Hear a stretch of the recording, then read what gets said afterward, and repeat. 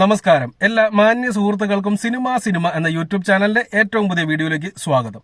ഞാൻ ഇന്ന് നിങ്ങൾക്ക് മുമ്പിൽ വന്നിരിക്കുന്നത് തുടരും എന്ന് പറയുന്ന സിനിമയുടെ റിവ്യൂ പറയാനല്ല. റിവ്യൂ നമ്മൾ വേറൊരു വീഡിയോ ആയിട്ട് ചെയ്തിട്ടുണ്ട്. നിങ്ങൾക്ക് കാണാത്തവരുണ്ടെങ്കിൽ ചാനലിൽ കയറി നോക്കിയാൽ കാണാവുന്നതാണ്. ഇനി അതല്ല, നിങ്ങൾക്ക് വേറെ ആരുടെയും ചാനലിൽ നോക്കിയാലും എല്ലായിടത്തും തന്നെ പോസിറ്റീവ് റിവ്യൂസ് ഒക്കെ തന്നെയാണ് കിട്ടിയിരിക്കുന്നത്. ഞാൻ ഇന്ന് വന്നിരിക്കുന്നത് വേറൊരു കാര്യം പറയാനാണ്. അത് വേറെ ഒന്നുമല്ല, കഴിഞ്ഞ ദിവസങ്ങളിലെല്ലാം സോഷ്യൽ മീഡിയയിലൂടെ വലിയ കാര്യമായിട്ട് തരംഗമായിട്ട് നടക്കുന്ന ഒരു സംഭവം ഉണ്ടായിരുന്നു.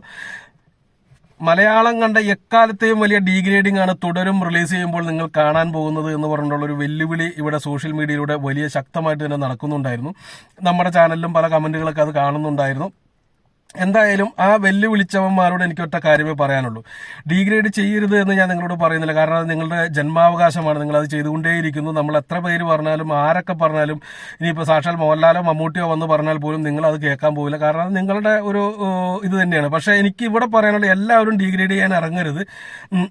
കാരണം ഹെവി പോസിറ്റീവ് കിട്ടിയ ഒരു സിനിമയാണ്. അതുകൊണ്ട് തന്നെ നിങ്ങൾ ഡീഗ്രേഡ് ചെയ്യാൻ താല്പര്യമുള്ളവർ ഒരു കാര്യം ഒന്ന് തീരുമാനിക്കുക. നിങ്ങൾ ദൃശ്യത്തിന് ഡീഗ്രേഡ് ചെയ്ത കുറച്ച് വ്യക്തികൾ ഉണ്ടാവുമല്ലോ നിങ്ങളുടെയൊക്കെ ഗ്യാങ്ങിൽ, ആ വ്യക്തികൾ മാത്രം ഇറങ്ങുക. കാരണം അവർക്ക് വലിയ തൊൽക്കട്ടിയുള്ള ടീമുകളാണ്. അതാണ് ദൃശ്യം പോലുള്ള സിനിമയ്ക്കൊക്കെ ഡീഗ്രേഡ് ചെയ്തത്. അപ്പോൾ അവർ മാത്രം ഇനി ഈ ദിവസങ്ങളിൽ കളത്തിൽ ഇറങ്ങിക്കഴിഞ്ഞാൽ കുറച്ച് നാണക്കേട് നമുക്ക് ഒഴിവാക്കാം. അതല്ല, സാധാരണ എല്ലാ പടത്തിലും വന്ന് ഡീഗ്രേഡ് ചെയ്യുന്നവന്മാരൊക്കെ ആണെന്നുണ്ടെങ്കിൽ ചീറ്റി പോകും. നിങ്ങളുടെ മനസ്സിന് വലിയ വിഷമം ഉണ്ടാവാൻ സാധ്യതയുണ്ട്.